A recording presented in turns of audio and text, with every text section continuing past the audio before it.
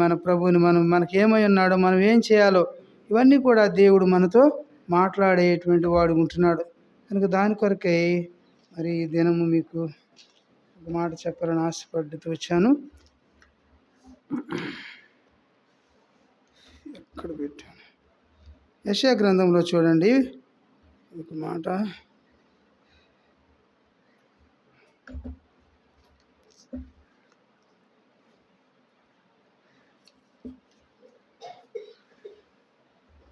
ఎక్కడ పెట్టాను?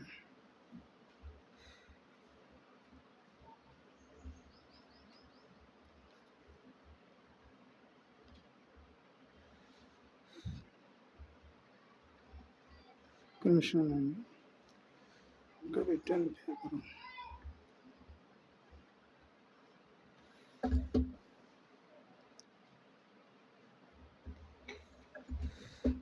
యెషయా గ్రంథంలో అనేది రాసుకున్నాను.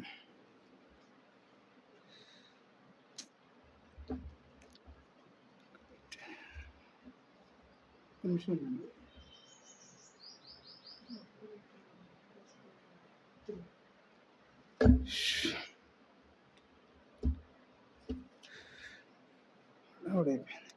ఎఫ్ఎస్సి పత్రికలో చూడండి ఈ మాటలు ఉంటాయి. ఎఫ్ఎస్సీలో రాసిన పత్రిక 5వ అధ్యాయం.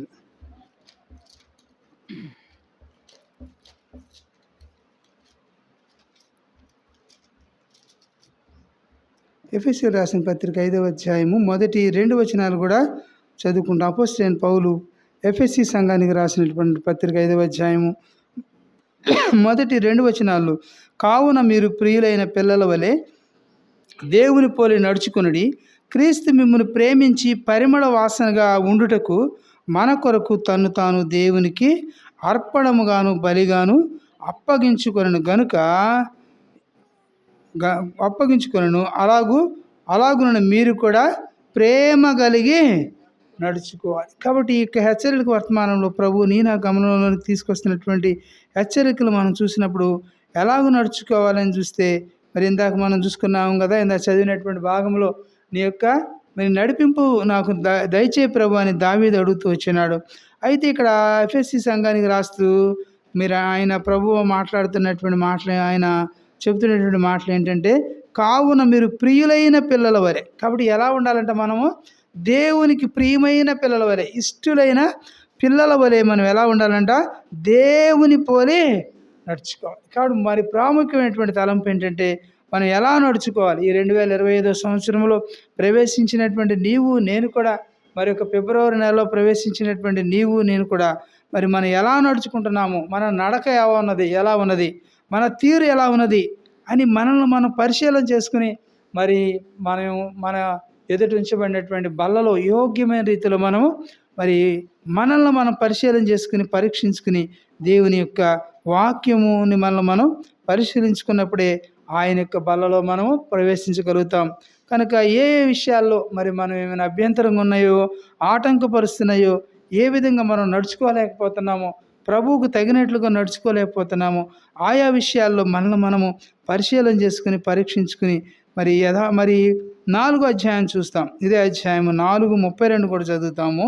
ఎఫెసీయులు రాసిన పత్రిక 4వ అధ్యాయము 32వ వచనంలో కూడా ఏం రాయబడుతూ ఉన్నదంటే, కాబట్టి ఒక్కరి ఎలా ఉండాలంట, దయగలిగి కరుణాహృదయులై క్రీస్తునందు దేవుడు మిమ్మును క్షమించిన ప్రకారము మీరును ఒక్కరినొకరు క్షమించుడి అంటున్నాడు. కాబట్టి ఒకవేళ నువ్వు క్షమించుకోలేకపోతున్నావేమో, కాబట్టి ప్రభు అంటున్నాడు ఇక 2వ వర్తమానంలో ప్రభు యొక్క మాట్లాడుతున్నటువంటి మాటలు మనం చదువుకుంటున్నప్పుడు నా జీవితంలో మనం ఏ విధంగా నడుచుకుంటున్నాము, క్రీస్తుకు మనం తగినట్లుగా మరి ఆయన అన్నాడు కదా, కావున మీరు ప్రియులైన పిల్లల వలె దేవుని పోలి నడుచుకోమన్నాడు. కాబట్టి దేవుడు ఏ విధంగా అయితే నడుచుకున్నాడో ఆయన జీవించిన దినాల్లో మనము కూడా అట్టి విధముగా నడుచుకోవాలి. దేవుడు మనకు మాదిరి చూపించిపోయినాడు.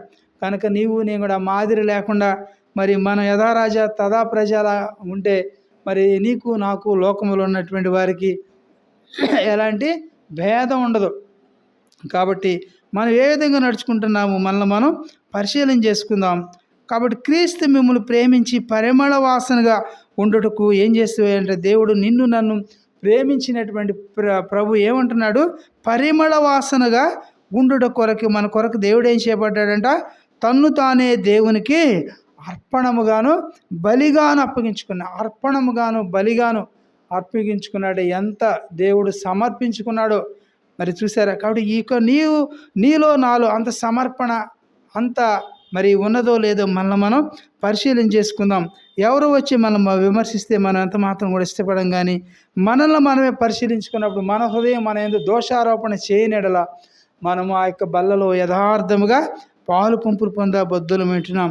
కాబట్టి దేవుని పోలి మీరు నడుచుకోండి అంటున్నాడు. కనుక నేను కూడా దేవుని పోలి మరి నడుచుకుంటున్నామా, లేక మనుషుల పోలి నడుచుకుంటున్నామా, మరి పక్కవారిని పోలి నడుచుకుంటున్నామో మనల్ని మనం పరిశీలన చేసుకుందాం కదా. చదివాం కదా ఈ అధ్యాయంలో. ఏనో అధ్యాయం చదివామో మాట, 4వ అధ్యాయము 32వ వచనంలో మనకు ముందే ఉన్నటువంటి మాటలు.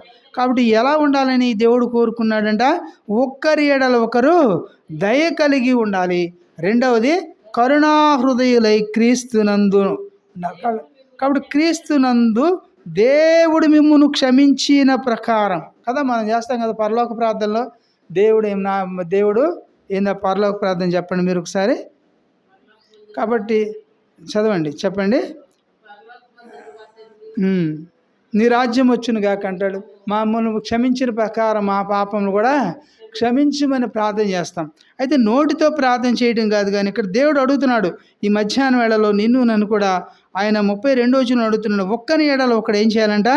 దయ కలిగి కరుణా హృదయంలో ఉండాలి. కాబట్టి నేను కూడా దయ కలిగి ఉంటున్నామా, కరుణా హృదయం కలిగి ఉంటున్నామో లేదో మనం పరిశీలించుకోవాలి. బల్లలో పాలు పంపులు పొందడానికి మరి నేను కూడా వచ్చినటువంటి ప్రియ సహోదరి సహోదరులారా, ప్రభువు నన్ను కూడా ఈ మధ్యాహ్నం వేళ ప్రశ్నిస్తున్నాడు. కాబట్టి ఆ ప్రశ్నకి మనం జవాబు చెప్పవలసిన వారం ఏంటున్నాం. మనం అట్టి విధంగా నడుచుకుంటున్నామో లేదో ఆయన అంటున్నాడు, దేవుని పోలి నడుచుకోవాలంటున్నాడు. కాబట్టి ఆయన పోలి నడుచుకుంటున్నామా, లేక మన పక్కవారిని పోలి నడుచుకుంటున్నామా, ఇంకెవరిని చూసి పోలి నడుచుకుంటున్నామో. కాబట్టి మనకి ఫేవరెట్ని బట్టి పోలి నడుచుకుంటూ ఉంటారు కొంతమంది. కాబట్టి అలాంటి వారికి మనం ఉండకూడదు, కానీ దేవుని పోలి మనం నడుచుకోవాలి. ఎలా నడుచుకోవాలని చెప్పాడంట? ఒకరినొకడు క్షమించుడి, ఒకరినొకడు మరి ఏం చేయాలంట? క్షమించిన ప్రకారం మీరు కూడా ఒకరినొకడు క్షమించండి అంటున్నాడు. కాబట్టి దేవుడు ఒకని యందు ఒకడు మరి దయ కలిగినట్లుగా, కాబట్టి క్షమాపణ దయ. కాబట్టి ప్రభువైన యేసుక్రీస్తు వారు మరి నాకు కూడా అందిస్తున్నది ఏంటంటే దయను క్షమాపణ. కాబట్టి క్షమించడం అనేది, అందుకని ప్రభువైన యేసుక్రీస్తు వారు సిలువలో కూడా ఒక మాట పలికాడు. ఏ మాట? తండ్రి వీరు ఏం చేయుచున్నారో వీరు ఎరుగురు కనుక వీరిని క్షమించండి అన్నాడు. అవునా? అన్నాడా లేదా? కాబట్టి నేను కూడా ఆ యొక్క మాటని ప్రతి సందర్భంలో కూడా మనం జ్ఞాపకం చేసుకోని బద్దులమై ఉంటున్నాం. కాబట్టి నేను కూడా ఎలా నడుచుకుంటున్నామో మన నడకను బట్టే నన్ను కూడా అనేకులు గౌరవిస్తారు, ఆ మాటను బట్టి లోకంలో. కాబట్టి లేకుండా నేనేదో బాప్తిసం పొందానులే, నేను ఎట్ట మాట్లాడినా పర్లేదు అనుకోకూడదు. కాబట్టి దేవుడు ఆకాశం మందు ఉన్నాడు, మనము భూమి మీద ఉన్నాం. కాబట్టి దేవునికి సమస్తం కూడా తేటగా కనపడుతూ ఉంటుంది. మనుషులకి ఏదైనా మరి మసకగా కనపడేదేమో, కానీ దేవునికి మరుగు లేకుండా తేటగా కనపడేటువంటి దేవుడు. అన్నీ కూడా చూస్తున్నటువంటి దేవుడు చెప్తున్నటువంటి హెచ్చరికల భాగంలో మనం గమనిస్తూ వచ్చినప్పుడు ఈ యొక్క ఎఫెసీ పత్రిక 5వ అధ్యాయము మొదటి 2 వచనాల్లో కూడా ప్రభు అంటున్నాడు, క్రీస్తు మిమ్మల్ని ప్రేమించి ఎలాంటి వారిగా చేశాడంట? పరిమళ వాసనగా ఉండుటకు మన కొరకు తను తాను దేవునికి అర్పణముగాను బలిగాను అప్పగించుకొను. అలాగునే మీరును కూడా ప్రేమ కలిగి నడుచుకోమన్నాడు. దేవుడు నన్ను కూడా కోరుకున్నది ఏంటంటే మీరు కూడా నేను ఎలాగ నడుచుకున్నానో మీరు కూడా అలా నడుచుకోండి అంతే అని దేవుడు కోరుకున్నాడు. అంతకన్నా ఏమి నీ యొక్క మరి ఆస్తిపాస్తులు ఇవ్వాలని, నీవేమైనా కానుకలు తీసుకొచ్చేవాళ్ళని దేవుడు అడగల. దేవుడు ఏం కోరుకున్నాడు తెలుసా? నీ ప్రేమ కలిగి నడుచుకోండి, ఒకరి ఎడల ఒకరు ప్రేమ కలిగి నడుచుకోండి, కరుణా హృదయం కలిగి నడుచుకోండి. అలాంటి మాదిరిని చూపించి వెళ్ళాడు దేవుడు.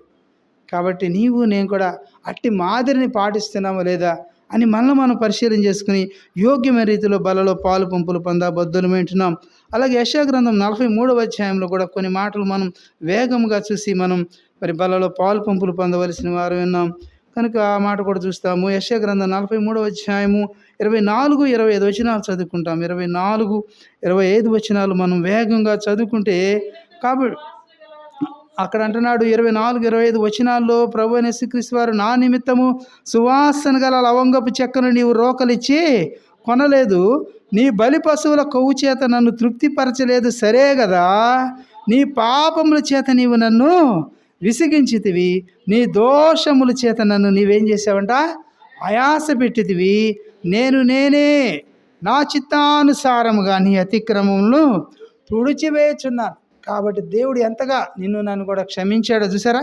కాబట్టి నా చిత్తానుసారంగా నేనేం చేస్తున్నానంట, నీ అతిక్రమను నేను తుడిచివేస్తున్నాను. కాబట్టి మరి ఉపాధ్యాయుడు ఆ యొక్క బోర్డు మీద ఏదైనా లెసన్ రాసి మరలా ఆ డస్టర్తో తుడిపేసినప్పుడు మరలా ఏమాత్రం కూడా అది కనిపించదు.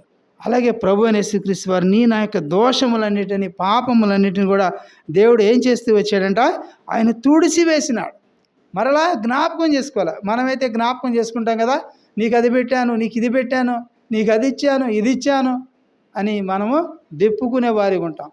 కాబట్టి ఒకవేళ అలాగ ఉన్నావేమో ప్రియ సహోదర సహోదరి, ప్రభు అంటున్నాడు, నా నిమిత్తము నీవు మరి ఏం చేయాలంట, సువాసన గల లవంగపు చెక్కను నీవు రోకలిచ్చుకోలేదు. కాబట్టి సువాసనగా లవంగపు చెక్కను ఒక్కసారి ముక్కుబెడి దగ్గర పెట్టుకుని చూస్తే ఎంత మంచి వాసన వేసింది కదా. కాబట్టి ఏమాత్రం కూడా మనం రోకలిచ్చుకోవాలి, ఏమాత్రం కూడా రక్షణ పొందడానికి మన ఒక్క రూపాయి కూడా చెల్లించలేదు, ఒక నయా పైసా కూడా చెల్లించలేదు. ఉచితంగానే దేవుడు మనకు రక్షణ భాగ్యాన్ని అనుగ్రహించాడు. నా నిమిత్తము సువాసన గల లవంగపు చెక్కను నీవు రోకలిచ్చి కొనలేదు, నీ బలి పశువుల కొవ్వు చేత నన్ను తృప్తిపరచలేదు సరే కదా. నా నిమిత్తం నువ్వు ఏదైనా ఒక మేక పిల్లను ఒక బలి పశువుగా దేన్ని కూడా అర్పించలేదు సరే కదా. చదవండి ఆ మాటలు. నీ పాపముల చేత నువ్వు నన్ను ఏం చేసావంట, విసిగించావు, నీ పాపముల చేత నన్ను విసిగించావు. కనుక ఆయన అంటాడు, నీ దోషముల చేత నన్ను ఆయాస పెట్టావు, నీ పాపములు నీ దోషములతో నన్ను ఆయాస పెడుతున్నావేమో ప్రియ సహోదర సహోదరి.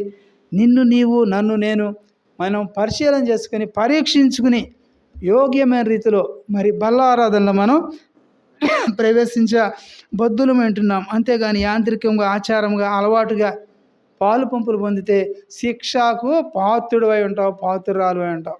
కనుక ప్రియ సహోదరి సహోదరుడా, అట్టి విధంగా మరి హెబ్రీలు రాసిన పత్రిక 12వ అధ్యాయం 3వ వచనం కూడా చదువుకుంటాం. హెబ్రీలకు రాస్తూ మరి అపోస్తలుడైన పౌలు గారు అంటున్నారు, 12వ అధ్యాయము 3వ వాక్యంలో కూడా మనం గమనిస్తే అక్కడ ఏం రాయబడుతున్నది, మీరు అలసట పడకయు మీ ప్రాణములు విసుకకయు ఉండునట్లు పాపాత్ములు కాబట్టి తమకు వ్యతిరేకముగా చేసిన తిరస్కారమంతయు ఓర్చుకొనిన ఆయన తలంచుకొనడు. ఎవరిని మనం తలంచుకోవాలంటే ప్రభు అయిన యేసుక్రీస్తు వారు మీరు తలంచుకోండి. నీకు అనేకులు ఇబ్బంది కలిగిస్తున్నారేమో, అనేకులకు నష్టం కలిగిస్తున్నారేమో, అనేకులు నీకు కోపం తెప్పిస్తున్నారేమో, అనేకులు అనరాని మాటలు అంటున్నారేమో, అనేకులు దూషిస్తున్నారేమో. అయితే ప్రభు అంటున్నాడు, మీరు అలసట పడకయు, మీరు అలసిపోమాకండి, ఆయాసం తెచ్చుకోమాకండి, కోపం తెచ్చుకోమాకండి, బీపీలు తెచ్చుకోమాకండి, షుగర్లు తెచ్చుకోమాకండి. ప్రభు ఏం చెబుతున్నాడో తెలుసా, మీ ప్రాణములు ఏం చేయాలంట, విసుకకై ఉండునట్లు పాపాత్ములు. ఎవరంట వీరు? పాపాత్ములు. వీరు మంచివారు కాదు, పాపాత్ములు. కాబట్టి తమకు వ్యతిరేకముగా చేసిన తిరస్కారమంతయు ఓర్చుకునేటువంటి వారు ఉన్నారు. ఎవరంటే ఆయన ప్రభు అయిన యేసుక్రీస్తు వారు ఓర్చుకున్నాడు. సిలువలో ఎంత ఓర్చుకున్నాడో తెలుసా. ప్రభు అయిన యేసుక్రీస్తు వారు అనేక విధాలుగా దూషించారు, అనేక విధాలుగా చిత్రహింసలు పెట్టారు, ఆయన గడ్డం పిరికారు కదా, ఆయన్ని చిన్న వస్త్రంతో ఆయన హేళన పరిచారు, 1 తక్కువ 40 దెబ్బలు కొట్టారు. ప్రభు అయిన యేసుక్రీస్తు వారు నోరు తెరవలేదు. ప్రభు అయిన యేసుక్రీస్తు వారు నోరు తెరవలేదు. కాబట్టి ప్రభు అయిన యేసుక్రీస్తు వారు ఎంతగా ఆయన ప్రేమ కలిగి ఉన్నాడో మన భాగంలో మనం చూస్తూ వచ్చినప్పుడు, ఆ మాటలు మన హృదయానికి మనం అన్వయించుకున్నప్పుడు మన కళ్ళల్లో నీళ్లు తిరుగుతాయండి. కాబట్టి ప్రభు అయిన యేసుక్రీస్తు వారు ఎంతగా మనం ప్రేమించినటువంటి దేవుడు అంటున్నాడు, ఓర్చుకుని ఆయన్ని మీరు తలంచుకోండి. కాబట్టి ఇక బలలో పాలు పంపులు పొందే ముందు ఓర్చుకున్నటువంటి ప్రభువే ఓర్చుకున్నాడు. నేనెంతటి దానను, నేనెంతటి వాడను అని మనల్ని మనం ప్రభు సన్నిధిలో ప్రభువుకు మనం అప్పగించుకోవాలి. నీకున్నటువంటి సమస్యను, నీకున్నటువంటి మరి ప్రతి విధమైనటువంటి వేదనను, బాధను, తిరస్కారం ఉంటుంది. అనేకులు తిరస్కారంగా మాట్లాడతారు కదా, ఈ తిరస్కారం అంతా కూడా దేవునికి అప్పచెప్పినప్పుడు దేవుడే చూసుకుంటాడు. కాబట్టి తలంచుకున్న ఆయన్ని మీరు తలంచుకొని మనం విశ్వాస యాత్రలో ముందుకు సాగాలని దేవుడు కోరుకుంటున్నాడు. అలాగే కీర్తన గ్రంథంలో 127వ సంకీర్తనలో కూడా మనం చూస్తాము. 127వ సంకీర్తన 2వ వచనం కూడా చదువుకుంటాం. 127వ సంకీర్తన 2వ వచనం కూడా వేగంగా కొన్ని 2 మాటలే చూస్తాము. 127వ సంకీర్తనలో మరి ఆ మాట కూడా గమనిస్తాం. 127వ సంకీర్తన 2వ వాక్యంలో ఏం రాయబడుతూ ఉన్నదంటే, మీరు వేకువనే లేచి చాలా రాత్రి అయిన తరువాత పండుకొనుచు కష్టార్జితమైన ఆహారము కాబట్టి తినుచుండుట వ్యర్థమే, తన ప్రియులు నిద్రించుచుండగా ఆయన వారికి ఇస్తున్నాడు. కాబట్టి ఇక్కడ అపోస్తలుడైన మరి ఈయన రాస్తున్నాడు కీర్తనకారుడు, మీరు వేకువనే లేచి చాలా రాత్రి అయిన తర్వాత పండుకొనుచు. అనేకులు ఏం చేస్తారు? వేకువనే లేస్తారు, 4 గంటలకే లేస్తారు, 3 గంటలకే లేస్తారు. లేచి ఎన్నో పనులు చక్కబెడతా ఉంటారు. వారు ఆరోగ్యాన్ని చూసుకోరు, సరిగా వేళకు తినరు, సరిగా నిద్రవారు. అయితే వారు ఏం చేస్తారంట? వారు మరి రాత్రి అయిన తర్వాత చాలా రాత్రి అయిన తర్వాత పడుకుంటారంట. వీళ్ళు చాలా రాత్రి అంటే 12 గంటలు 1 గంట సమయం వరకు కూడా వారు ఇంకా ఇవి చక్కబెడతారే ఉంటారు. అయ్యేమైపోతాయో ఏమైపోతాయో, ఎవరు తీసుకెళ్తారో, అయ్యెవరు తీసుకెళ్తారో కదా, ఇదే యావలో ఉంటారు. అయితే ప్రభు అంటున్నాడు, ఒకవేళ నీవు కూడా ఎలాంటి పరిస్థితులు ఉన్నావేమో, అయితే ఆయన అంటున్నాడు, రాత్రి అయిన తరువాత పండుకొనుచు కష్టార్జితమైన ఆహారం తినుచుండుట వ్యర్థమే అని మరి ప్రభు మాట్లాడుతున్నాడు. అయితే ప్రభు ఒక మాట అందిస్తున్నారు. తన ప్రియులు ఎవరంట? తనకు ప్రియులుగా, దేవునికి ప్రియులుగా, దేవునికి ఇష్టలుగా ఎవరైతే ఉంటారో వారికి చెప్తున్నటువంటి మాట ఏంటంటే, తన ప్రియులు నిద్రించుండగా ఆయన వారికి ఇచ్చుచూ ఉన్నాడు. కాబట్టి తనకు ప్రియుడుగా ఉండు, తనకు ప్రియురాలిగా ఉంటే దేవుడు నీకు అవసరాలన్నీ కూడా దేవుడు తీరుస్తాడు. అంతేగాని నీవు దేవుని కన్నా మరి దేన్ని కూడా ఎక్కువగా ప్రేమించమాకు. కాబట్టి అది ఎక్కువ ప్రేమిస్తే అది నీ వద్ద నుండి తీసివేయబడుతుంది. కాబట్టి తన ప్రియులు నిద్రించుండగా ఆయన వారికి ఇచ్చుచున్నాడు. కాబట్టి తనకు ప్రియుడుగా ఉంటే, తనకి ఇష్టలుగా, తనకి జ్యేష్ఠులుగా ఉంటే దేవుడు నీకు కావలసిన అవసరాలన్నీ కూడా ఆయన తీరుస్తాడు. కనుక అట్టి విధంగా మనల్ని మనం పరిశీలన చేసుకుని మనం ప్రభు యొక్క బలలో యోగ్యమైన రీతిలో మనము పాలు పంపులు పొందుదాము. చివరిగా ఒక మాట అందించి విలాప వాక్యములు 3:37 కూడా చదువుకుంటాం. విలాప వాక్యములు 3:37 వచనం చదువుకుంటాం.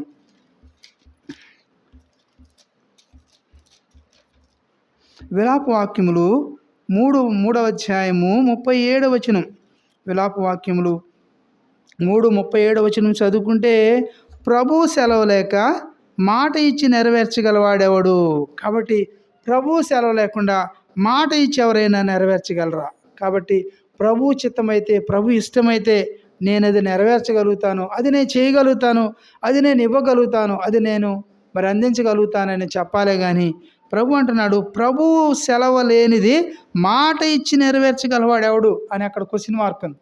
కాబట్టి ఎవరు కూడా నెరవేర్చలేరు. కాబట్టి ప్రభు సెలవు ఉండాలి. కాబట్టి ప్రభు నీ సెలవు అయితేనే, నీ ఇష్టమైతేనే, నీ చిత్తమైతేనే ప్రభు ఇది నేను ఇస్తాను, ఇది నేను చేయగలుగుతాను ప్రభు, ఇది నాకు సహాయం చేయ ప్రభు అని ప్రభువుని మీద ఆధారపడి ప్రభు ఇష్టానుసారంగా మనం చేసేవారిగా ఉన్నామో లేదో మనల్ని మనం పరిశీలన చేసుకుని యోగ్యమైన రీతిలో మనము బల్లలో పాలు పంపులు పొందుదాం. ఇప్పుడు బల్లారాధనలో పాలు పంపులు పొందుదాం. మనల్ని మనం పరిశీలించుకుందాం, పరీక్షించుకుందాం. చెప్పబడిన లేఖన భాగమును ఆధారం చేసుకుని మనము పరిశీలించుకుందాం.